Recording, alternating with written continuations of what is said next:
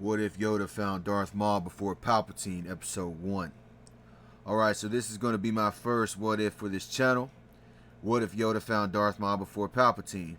I've seen a lot of people tackle this story, and usually Maul's master ends up being Mace Windu, which makes sense to be honest. But with my story, I decided to do something different and go into another direction. However, I might make a Windu Maul story of my own if you guys want to see my version of that later on down the line, sometime in the future. Well, anyways, here's episode 1 of my what if. Be sure to comment your thoughts in the comment section down below. So let's begin. Master Yoda meditates in silence as he connects with the Force with a thoughtful expression on his aged face.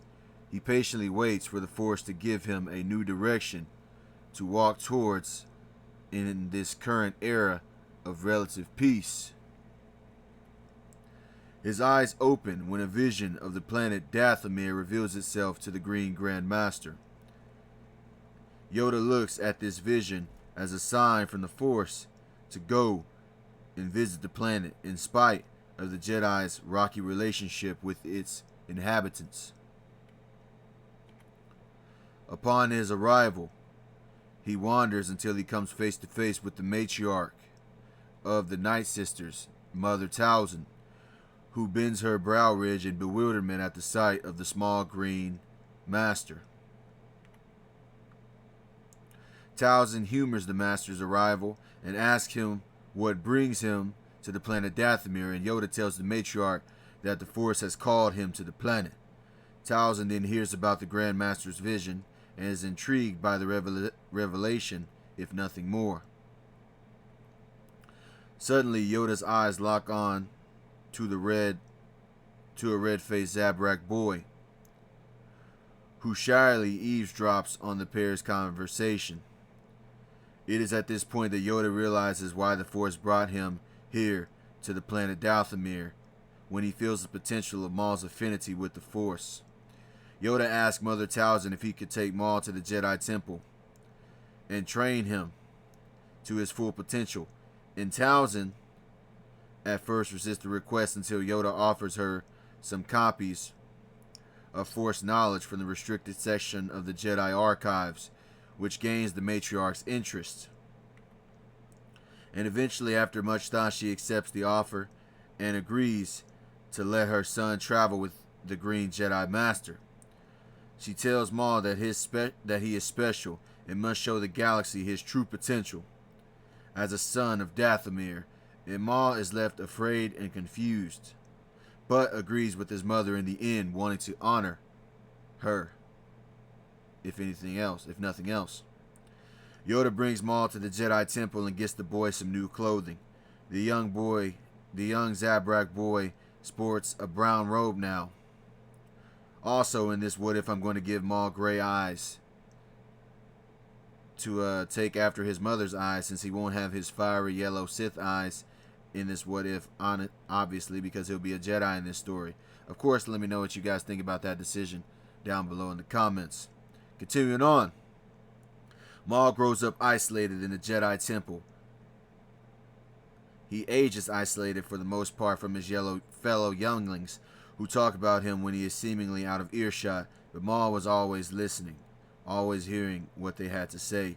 Yet he decided to ignore the rabble and advance his abilities at a rapid rate. Eventually, the time comes for Maul to craft his very own lightsaber and become a Padawan apprentice. The red Zabrak ends up crafting a double-bladed green lightsaber, showing off his association with strong Force abilities as well as his accelerated growth as he dons a green kyber crystal within his double-bladed lightsaber. He chooses Form 4, Ataru, the most acrobatic Jedi style filled with numerous elaborate moves, and relies heavily upon his Jedi ability to run, jump, and spin using the Force. By incorporating all the Force powers that enable one to exceed standard forms of physical possibilities, Maul becomes known as the Red Blur as he moves faster than the untrained eye can even keep up with. Maul also desires to learn Force abilities from his new official Master Yoda, which shows Maul the ability of battle meditation.